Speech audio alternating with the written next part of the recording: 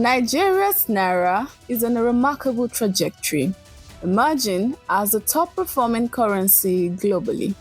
The naira surged, amounting to 12% against the dollar in April and following a 14% rise in March, is attributed to capital inflows and interest rate hikes. The recent gains recorded by the local currency at both the official and unofficial markets came amidst ongoing efforts by the Tinubu administration to stabilize the currency and address inflationary pressures. While some of these interventions have significantly helped the naira to bounce back from its depreciation run, inflationary pressures persist across the country. Reacting to this development, Oladipo Ajayi, head of fixed income at Chapel Hill, Denham, and Mukhtar Mohammed, CEO, Asha Investments Limited, believes the ongoing effort by the government would have a long-term benefit on the country's economy. And most of the challenges the Nigerian economy is facing is structural challenges. And to indeed solve the structural challenges, there must be a lot of you must have the political will to take the hard decision. Like President Tinubu has shown us, one of those hard decisions, remove subsidy, even if we say their part were paying subsidy, also the liberalization of the exchange rate, and also the Onosoya report. So you could see that he has the intention, the good intention to take the hard decisions. We are consuming our future.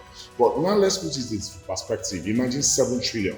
You actually invest 1 trillion in education, 1 trillion in creating a tech hub, 1 trillion in medical to create adequate medical facility for the nation, and so on and so forth. That is how to grow a nation. And that's exactly what the current government is trying to do in that regard. Of course, it will be very painful, but because for me, Nigeria looks like a Burj Khalifa, but that does not have a very strong foundation. We can continue to build it and continue to build it.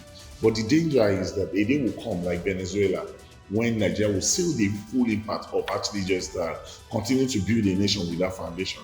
But with what we currently have on ground now, it simply means that there's more cash in the hand of the government and in the hand of the governors. But at the same time, we will not also forget the fact that we also need to call the governors to questions. Because as much as they are not having more cash in their hand, because when you compare with the FAC allocations last year with what we are currently having now, let's continue to compare an average of about 650 billion to over 1 trillion now. So it simply means that the governments are having close to 2 times of what they used to have. So the time has come for the governors to now actually invest such funds in what will actually further develop the economy. At the era of actually making Nigeria suffer for infrastructure is gone. They have more money in their hands, and we have been seeing what some governors are already doing. We saw what's happening in Abia State. We saw what's currently happening in Lagos State. We saw what's happening in some state where you cherry pick around. And I think the other governors still need to learn from these people so that we can see the full impact of the fuel removal from a subsidy removal. For me, I think it's one of the great things that we do. It's something that actually requires someone to actually be bold for you to actually take such decisions. Nigeria is that we've never done things right. So when the person that is saying when I leave, you thank me because he knows that he's not taking the bull by the horns. There are a lot of things that he has done that normally economically.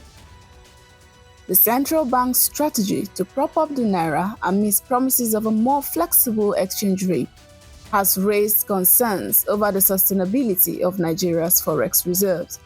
Liquid reserves declined by 5.6% within a short span, marking the biggest decline since April 2020. Analysts fear this rapid depletion could signal a rougher economic path ahead for Nigeria, adding another layer of uncertainty to the country's economic landscape. Despite CBN's efforts to stabilize the naira, the cost of living remains high, posing challenges for both consumers and entrepreneurs. Replacement cost system, where you look at what is the cost of replacing this product back into my store, and that is very key. Of course, it makes a lot of sense. But immediately we saw price actually dropping. Nobody's actually adopting that.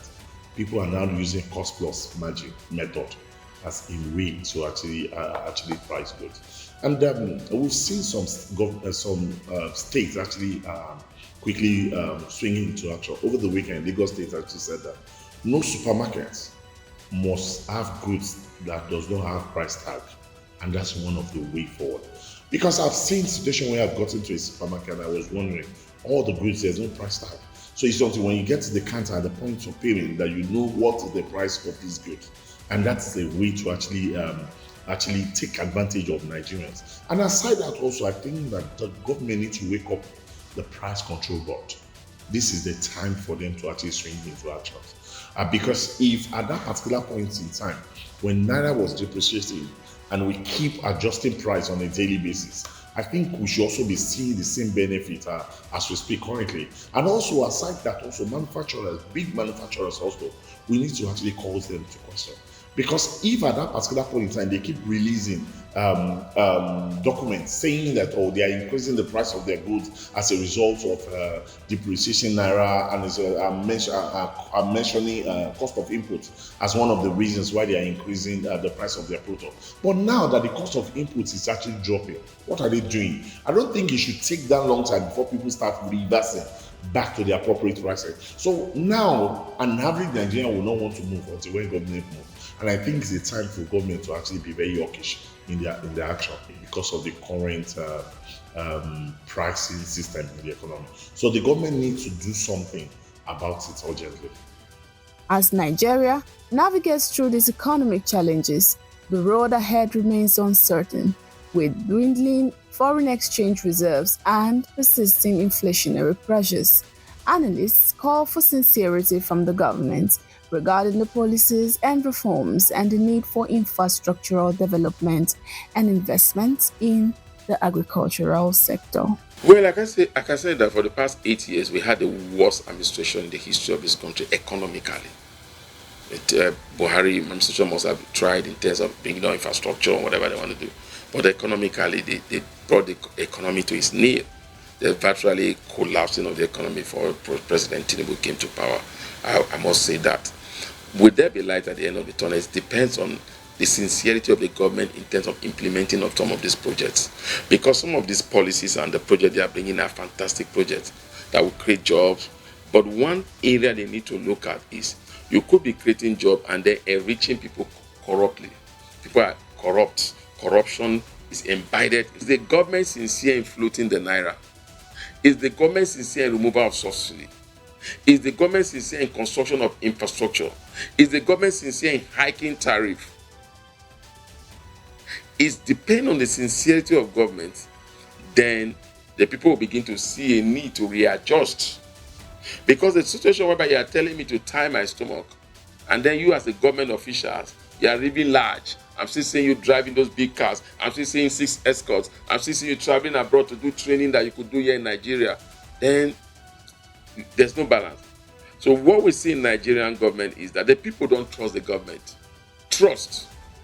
So the first problem we have to address is that at the end of the day, will the people trust in the administration?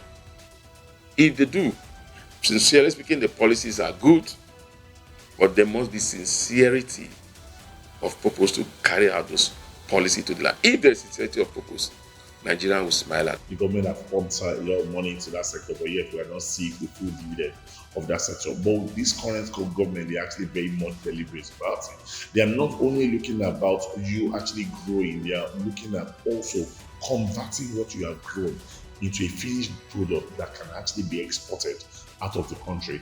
And that the CBN governor also mentioned that they are ready to actually help small scaling businesses, medium small scaling businesses. And also, we also have some banks that their focus is around specific